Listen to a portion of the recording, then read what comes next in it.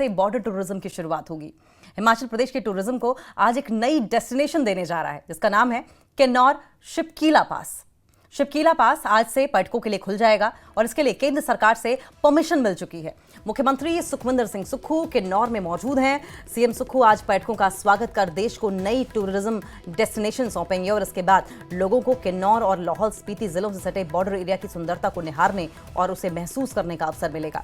आज सीएम सेना के अधिकारियों के साथ भी बैठक करेंगे और इसके साथ ही अंतर्राष्ट्रीय सीमा से सटे लेपचला, शिपकीला, ग्युमठ, खाना दुमटी, सांगला, रानीकंडा, छितकुल और लाहौल स्पीति के चयनित क्षेत्रों तक पहुंचने की सुविधा भी मिलेगी।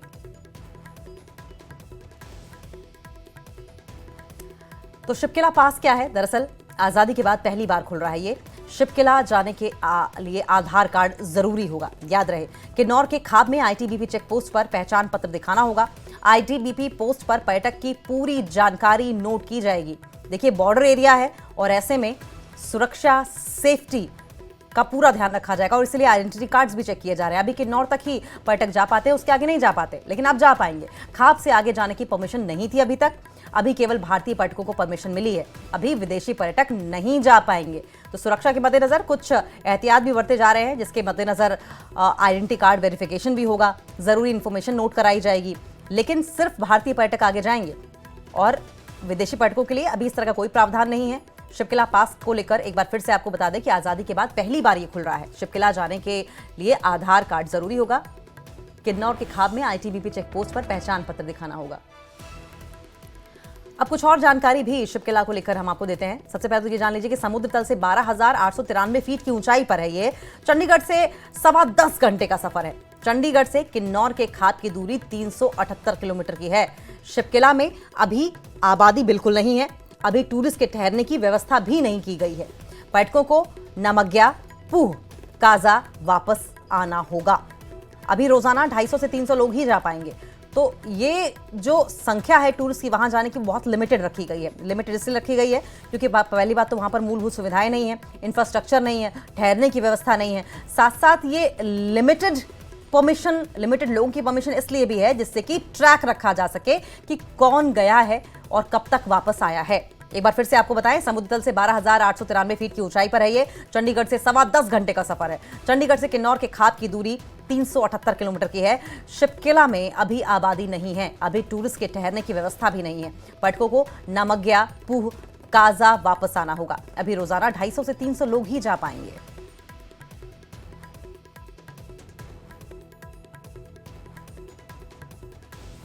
इंडियन टूरिस्ट जो है लास्ट डेस्टिनेशन तक, लास्ट विलेज तक पहुंचना चाहिए। उसके कई फ़ायदे हैं कि लोग भी वहां तक जा सकें और वहां के लोगों को टूरिज़्म से किस तरह से फ़ायदे हो सकते हैं, उस बात को एक्सेप्ट करते हुए वो प्रोविज़न जो है, आप समझें कि हमारी डिफेंस मिनिस्ट्री से उसकी इजाज़त मिली है। और आज माननीय मुख्यमंत्री जी वहाँ गए हैं। आप समझे, ये जो आपका शिपकीला जो एक लास्ट डेस्टिनेशन है किन्नौर के अंदर, आज माननीय मुख्यमंत्री जी वहाँ गए हैं और इसी मकसद से उस एरिया को, चाहे आईटीबीपी है, चाहे इंडियन आर्मी का जो है एरिया, अब आज के बाद वो सबको जो है, जो हिंदुस्तान के रहने वाले लोग हैं, अपने आइडेंटिटी कार्ड के ज़रिए लास्ट विलेज तक जो है पर्यटक जा सकता है। तो आप नरेश चौहान को सुन रहे थे। ये मुख्यमंत्री सुखविंदर सिंह सुक्खू के एडवाइज़र हैं और इनकी ओर से जानकारी ये दी गई कि कहां तक पहले अलाउड था और अब कहां तक पहुंच पाएंगे दर्शक जो वहां पर टूरिस्ट पहुंचेंगे। शिपकीला पास आज़ादी के बाद पहली बार खुला है। एक बार फिर से ज़रा आपको जानकारी दे दें कि आज़ादी के बाद किस तरीके से पहली बार खुलेगा और कैसे वहां पर पहुंचा जा सकता है। शिपकीला जाने के लिए आधार कार्ड ज़रूरी है। किन्नौर के खाब में आईटीबीपी चेक पोस्ट पर पहचान पत्र दिखाना होगा। आईटीबीपी पोस्ट पर पर्यटक की पूरी जानकारी नोट करानी होगी। अभी किन्नौर तक ही जा पाते थे पर्यटक, खाब से आगे जाने की परमिशन नहीं थी। अभी केवल भारतीय पर्यटकों को परमिशन मिली है। और रणबीर हमारे साथ फोन लाइन पर जुड़ गए हैं। रणबीर, अब किन्नौर से आगे भी पर्यटक जा पाएंगे, पूरी डिटेल में जानकारी दीजिए। जी हाँ, बिल्कुल। ये पहला मौका है आजादी के बाद जब यहाँ पर जो बॉर्डर इलाका है, जो चीन अधिकृत तिब्बत है, यहाँ पर जो शिपकिला पास है, यहाँ पर जो सैलानी है वो आ सकेंगे और जो स्थानीय लोग हैं उनको भी एक्सेस यहाँ पर मिलेगा, क्योंकि यहाँ पर गांव तो है नहीं। लेकिन आपको बता दें, हम अभी करीब जो है 13,000 फीट से ज्यादा ऊंचाई पर हम यहाँ पर स्थित है। और ये जो भारत और तिब्बत के बीच जो ट्रेड होता था, व्यापार होता था बड़े पैमाने पर, जो यहाँ किन्नौर के साथ चलता था, वो 2020 से बंद है। और यहाँ पर जो टूरिज्म के लिहाज से अगर हम देखें, ये शिपकिला पास अगर आज खुल रहा है तो यहाँ पर ना केवल क्षेत्र के लिए, किन्नौर के लिए जो है बेहद जो है आप ये कह सकते हैं कि एक सौगात, ये कह सकते हैं कि टूरिज्म पॉइंट ऑफ व्यू से जो बेसिक इंफ्रास्ट्रक्चर है वो भी मजबूत होगा और पूरे किन्नौर घाटी के लिए। और ये जो इलाका है ये पूरी तरह से जो अंतर्राष्ट्रीय सीमा है उसके साथ सटा हुआ है। बिल्कुल ठीक हमारे सामने जो है वो नजर आ रहा है कि यहाँ पर सामने जो चीन अधिकृत तिब्बत है वो नजर यहाँ पर आ रहा है।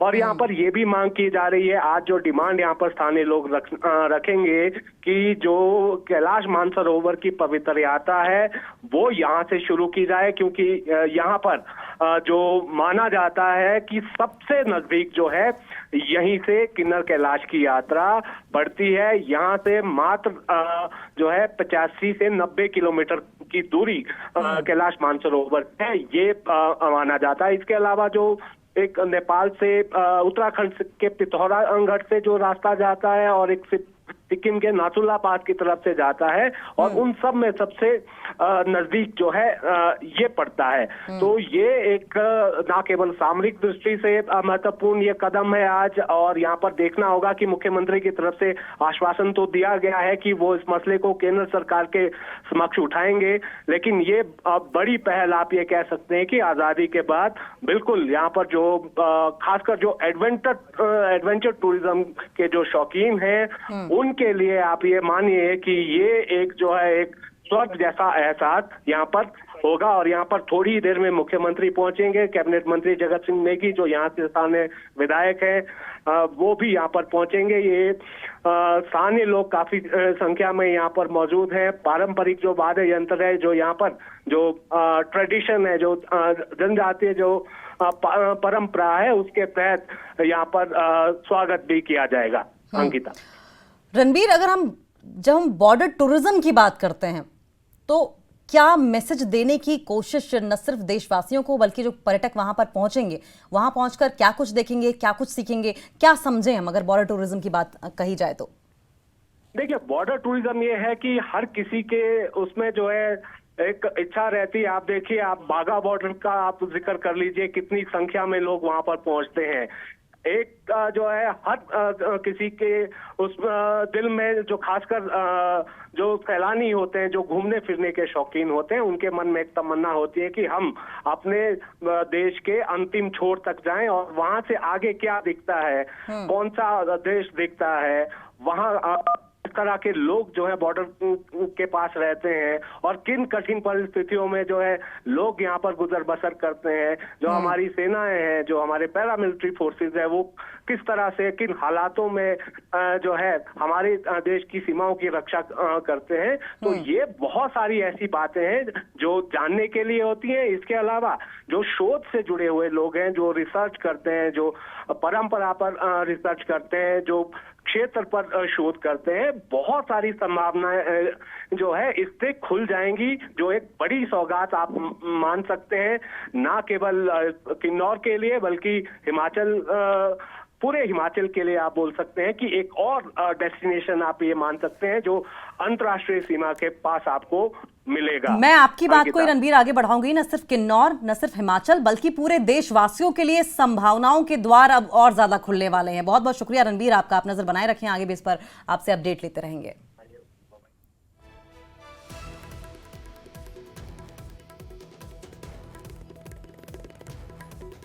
तो मुख्यमंत्री सुखविंदर सिंह सुक्खू 2 दिवसीय किन्नौर दौरे पर हैं। इस दौरान जिला प्रशासन और कांग्रेस कार्यकर्ताओं ने सीएम सुक्खू का जोरदार स्वागत किया। सीएम ने 450 मेगावाट शोंगटोंग करछम जल विद्युत परियोजना के पावर हाउस और बैरेज साइट का निरीक्षण किया और इंजीनियर्स और मजदूरों से बातचीत की। उन्होंने बताया कि परियोजना का काम युद्ध स्तर पर चल रहा है। उन्होंने पूर्व बीजेपी सरकार पर निशाना साधते हुए कहा कि पिछली सरकार की देरी के बाद अब ये प्रोजेक्ट नवंबर 2026 तक पूरा होगा, जिससे कि हिमाचल आत्मनिर्भर बनने वाला है।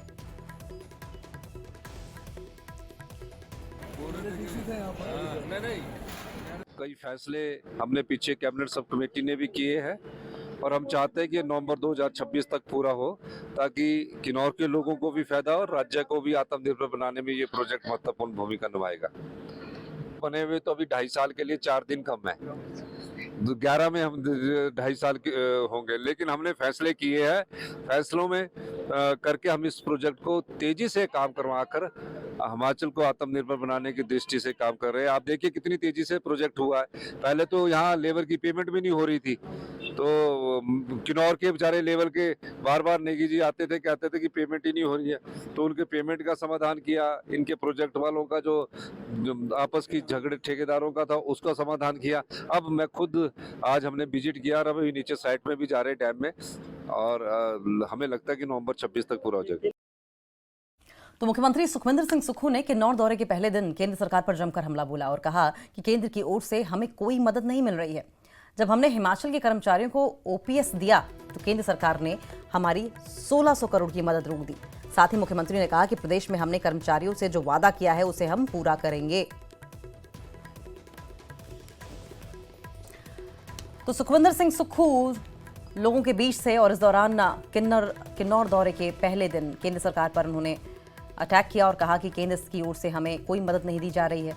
जब हमने हिमाचल के कर्मचारियों को ओपीएस यानी कि ओल्ड पेंशन स्कीम दी तो केंद्र सरकार ने हमारी 1600 करोड़ की मदद को ही रोक दिया। साथ ही मुख्यमंत्री ने यह भी कहा कि प्रदेश में हमने जो भी वादे कर्मचारियों से किए हैं उसे हम जरूर पूरा करेंगे। सरकार ने जब हमने सरकारी कर्मचारियों को ओपीएस दिया तो हमारे 1600 करोड़ की एडिशनल बोरिंग बंद कर दी। अब हम सरकारी कर्मचारी अधिकारियों को जिनको हमने ओपीएस दिया है और जिनको हमने बुढ़ापे का एक सहारा दिया है, उनका कहना है कि अगर आप ये ओपीएस ना देते तो हम आपको 1600 करोड़ की एडिशनल बोरिंग देते। लेकिन हमने उस चुनौती का भी सामना किया। भीषण आर्थिक परिस्थितियों के कारण भी थोड़ा सा हमारे हाथ टाइट जरूर है, लेकिन हम इसको पार कर लेंगे। धन्यवाद।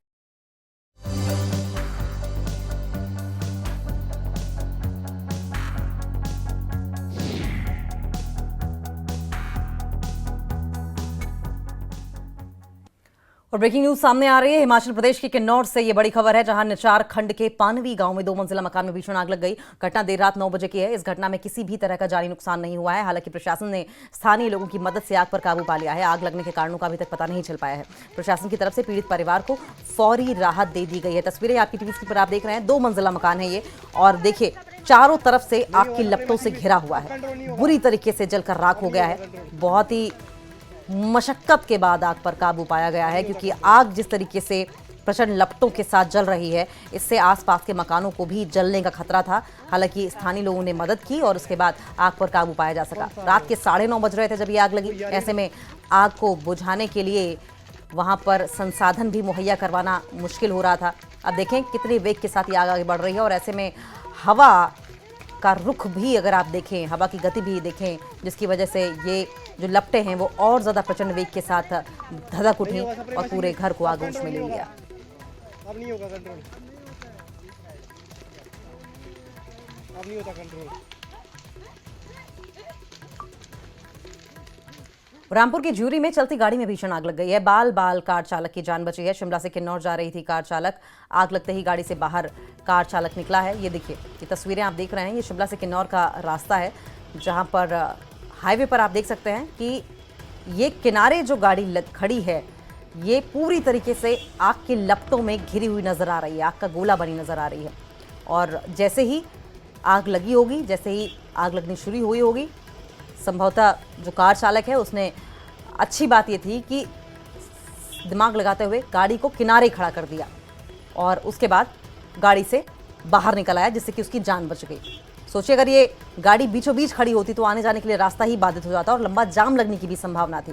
रामपुर के ज्यूरी में चलती गाड़ी में आग लग गई। कार ड्राइवर की जान जो है वो बाल बाल बची है। उसने समय रहते गाड़ी से कूदकर अपनी जान बचाई। शिमला से किन्नौर कार ड्राइवर जा रहा था। हालांकि आग किस वजह से लगी इस बारे में कोई जानकारी नहीं है अभी तक। छोटे से ब्रेक के लिए रुकेंगे।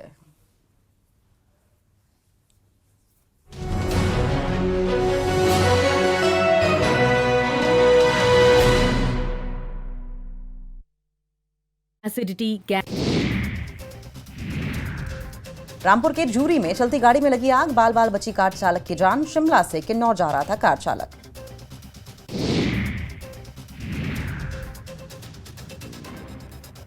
किन्नौर के पानवी गांव में 2 मंजिला मकान में लगी भीषण आग। स्थानीय लोगों की मदद से आग पर पाया गया काबू। प्रशासन की तरफ से पीड़ित परिवार को फौरी राहत दी गई। कुल्लू जिले में स्टार प्रोजेक्ट के तहत स्कूल लीडरशिप प्रोग्राम कार्यशाला हुई शुरू। जिले भर के 61 स्कूलों के प्रिंसिपल, हेडमास्टर और सीएचटी ले रहे हैं कार्यशाला में हिस्सा। मंडी जिले में खोले जाएंगे लर्निंग सेंटर। शहर में ही मिलेगी सिविल सेवा परीक्षा की फ्री कोचिंग। प्रदेश के 6,800 युवाओं को मिलेगी निःशुल्क कोचिंग। खराब मौसम की वजह से एक दिन के लिए टली शुभांशु शुक्ला की अंतरिक्ष यात्रा। अब इंटरनेशनल स्पेस मिशन के लिए 11 जून को अमेरिका के फ्लोरिडा से रवाना होगा अंतरिक्ष यान। अमेरिका के लॉस एंजलिस में राष्ट्रपति डोनाल्ड ट्रंप के खिलाफ विरोध प्रदर्शन हुआ। हिंसक अवैध प्रवासियों के खिलाफ ट्रंप की नीतियों के विरोध में पुलिस की गाड़ियों पर पथराव। पुलिस ने इस मामले में अब तक 118 लोगों को किया गिरफ्तार। रूस ने कीव की तरफ फिर दागी मिसाइलें। रूस के हमले में कीव में बड़े नुकसान की आशंका।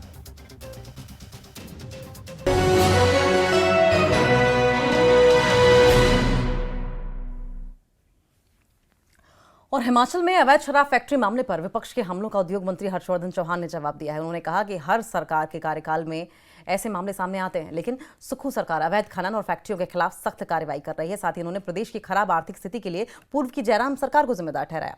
विपक्ष लगातार इस मुद्दे पर सरकार को घेर रहा है, लेकिन मंत्री चौहान ने साफ किया है कि सरकार इस तरह की गतिविधियों को बर्दाश्त नहीं करेगी।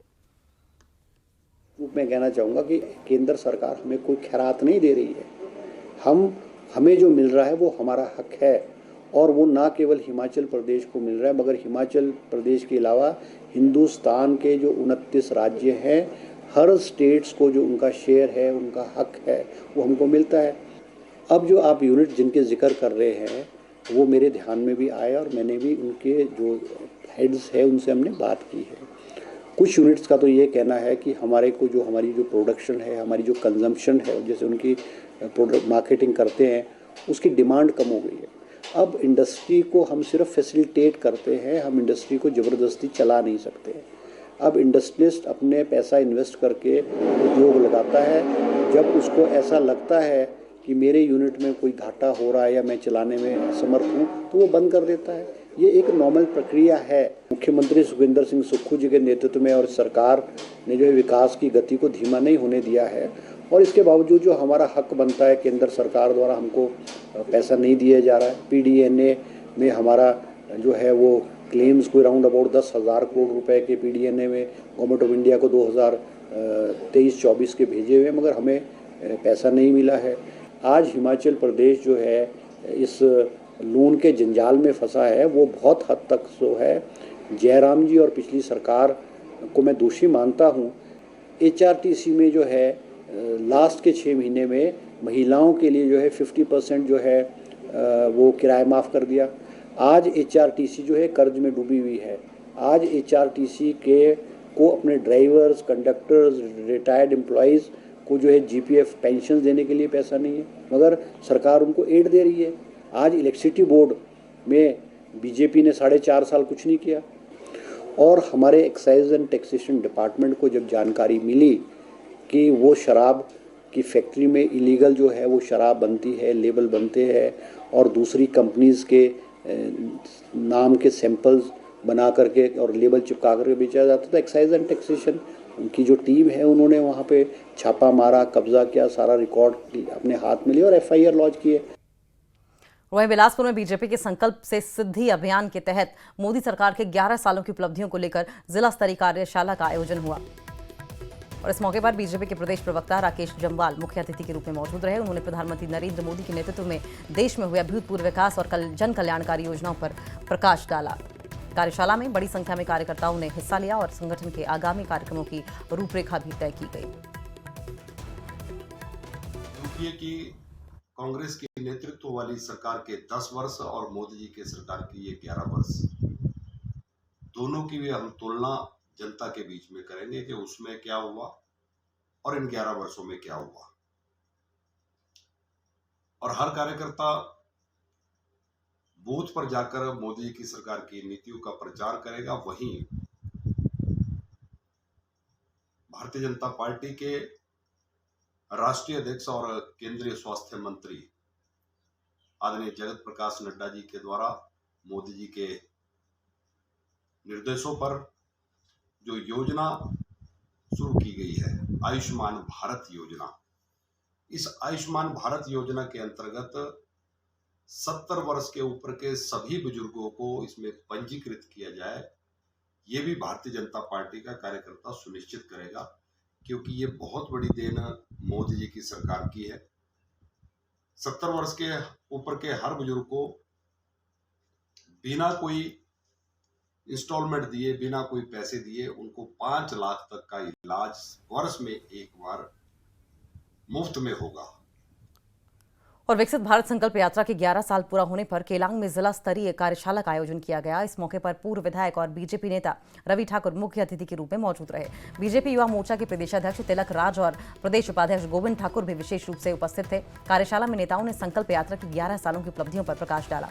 रवि ठाकुर ने कहा कि यात्रा एक कार्यक्रम नहीं है, बल्कि देश को आत्मनिर्भर और सतत विकास की दिशा में ले जाने वाला सशक्त अभियान है।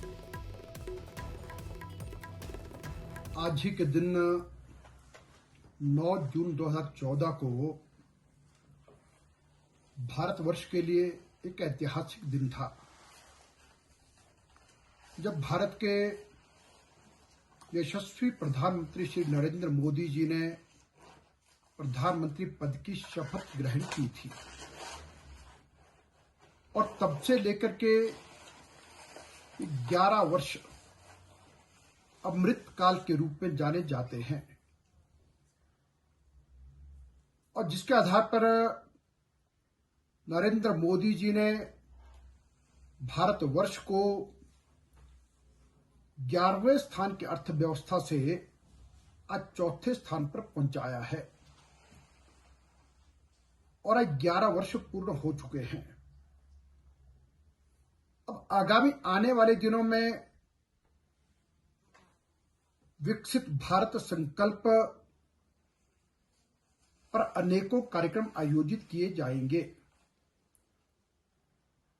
और भारतीय जनता पार्टी के जिला लाहौल स्पीति की कार्यशाला थी, जिसमें उन सभी आगामी कार्यक्रमों के विषय में यहां पर चर्चा हुई है। और वहीं हमीरपुर में प्रदेश कांग्रेस के पूर्व प्रवक्ता प्रेम कौशल केंद्र पर हमला बोलते हुए नजर आए और कहा कि राहुल गांधी की ओर से उठाए गए सवाल विश्व के सबसे बड़े लोकतंत्र माने जाने वाले भारत की लोकतंत्र और संविधान बचाओ मुहिम का ही हिस्सा है। उसमें केंद्र सरकार की कठपुतली के तौर पर जनमत को हाईजैक करने के तथ्यों और उसमें चुनाव आयोग की भूमिका को उजागर किया गया है। तभी समझ आ गया था, स्पष्ट हो गया था कि भाजपा की केंद्र सरकार एक ऐसा चुनाव आयोग चाहती है जो कठपुतली की तरह उसके इशारों पे काम कर सके और उसकी सुविधा के अनुसार, उसकी राजनीति की जो सोच है उसके अनुरूप देश में होने वाले जो चुनाव हैं उनको हाईजैक करने में, उनको मैनिपुलेट करने में भाजपा और केंद्र सरकार की मदद कर सके। राहुल गांधी के इस लेख के प्रकाशित होने के उपरांत अनेक भारतीय जनता पार्टी के नेताओं ने इसके ऊपर प्रतिक्रियाएं दी हैं और कुछ ने यह भी कहा है कि आने वाले समय में जो चुनाव देश में होने वाले हैं उनमें राहुल गांधी ने ये लेख लिख के जो है अपनी हार जो है उसको स्वीकार कर लिया है। और कुल्लू जिला मुख्यालय में शिक्षा विभाग ने 5 दिवसीय स्कूल लीडरशिप कार्यशाला का शुभारंभ किया। इस कार्यक्रम में जिला के 61 स्कूलों के प्रधानाचार्य, मुख्याध्यापक और CHT ने हिस्सा लिया। वहीं कार्यक्रम में विशेष अतिथि उच्च शिक्षा विभाग के quality deputy director Sunil Dutt Thakur मौजूद रहे। कार्यशाला में आधुनिक तकनीकी, स्मार्ट बोर्ड और IT के जरिए बच्चों की पढ़ाई को और बेहतर बनाने पर फोकस किया गया। 5 दिवसीय एक वर्कशॉप आयोजित की जा रही है स्कूल के हेड्स के लिए, प्रिंसिपल, हेडमास्टर्स और CHS के लिए कुल्लू जिला के। और इसमें स्कूल लीडरशिप डेवलपमेंट प्रोग्राम से संबंधित वर्कशॉप है, जिसमें जो हमारे हेड्स हैं उनको स्कूलों में अपने लीडरशिप या मैनेजमेंट से संबंधित जो डिफरेंट क्वालिटीज़ है उसके बारे में अवगत कराना, और साथ ही साथ जो स्कूलों में कुछ नयापन किया जा सकता है या जो नयापन कर रहे हैं वो आपस में शेयर करना, ये एक प्रोफेशनल डेवलपमेंट का ही एक हिस्सा है, जिसके तहत ये 5 दिवसीय वर्कशॉप यहाँ चल रही है। बच्चों का जो लर्निंग आउटकम्स है, जो उनका लर्निंग लेवल है वो बढ़े, उससे संबंधित स्कूलों में क्या क्या नयापन किया जा सकता है, और साथ ही साथ आज के दौर में जो ये इंफॉर्मेशन टेक्नोलॉजी, इसका इस्तेमाल किस तरह से किया जाए बेहतर तरीके से, क्योंकि बहुत से स्कूलों में स्मार्ट बोर्ड्स और क्यांस वितरित किए गए हैं, उनका सदुपयोग हो ताकि जो बच्चे आने वाली जो हमारी जनरेशन है वो साथ ही साथ इससे भी पढ़ाई कर सकें। और वहीं शिमला से सिर्फ 13 किलोमीटर दूर स्थित कुफरी इन दिनों पर्यटकों की पहली पसंद बना हुआ है। बर्फीली वादियों और एडवेंचर एक्टिविटीज के लिए फेमस कुफरी में इन दिनों पर्यटकों की भारी भीड़ देखी जा रही है। शिमला घूमने आए सैलानी कुफरी का रुख जरूर करते हैं और इसे शिमला से भी बेहतर बताते हैं। हालांकि यहाँ सड़क सुविधा थोड़ी कमजोर है, जिस पर सरकार को ध्यान देने की जरूरत है। स्थानीय कारोबारियों का कहना है कि कई सालों की मंदी के बाद इस हफ्ते से कारोबार में अच्छी बढ़ोतरी देखने को मिल रही है। वाले हैं, हम यहाँ घूमने आए थे शिमला में और यहाँ पे बहुत मज़ा आया। बहुत एडवेंचरस है, बहुत स्पीड में चलाओ, कैसे भी चलाओ, बहुत मज़ा आया यहाँ पे। क्या क्या किया? अभी तक तो हमने एंट्री किया, फर्स्ट यही था हमारा। कुफरी में तो हम अभी आए, शिमला में हमने घूम लिया बहुत सारी जगह पे। माल रोड चले गए थे हम, जाकू टेम्पल गए थे, चर्च में गए थे, बहुत मज़ा आया सारा कुछ? हाँ जी, थैंक यू। मैं विजय कीर्ति में प्रयागराज का हूँ। प्रयागराज, तो कैसा लग रहा है शिमला? और शिमला तो अच्छा ही है, यहाँ की वादियाँ भी खैर अच्छी हैं। 1-10 दिन में थोड़ी सी धूप है अभी, और बाकी रात में तो ठंड थी। रात में ठंड। तो यहाँ पर क्या चीज़ें अभी पसंद आई आपको? अभी तो फर्स्ट डे में ये एडवेंचर पार्क ही देखा है, आगे मनाली तक जाएंगे, उसके बाद ही वेदर वगैरह भी। और इस बुलेटिन में फिलहाल इतना ही। नमस्कार।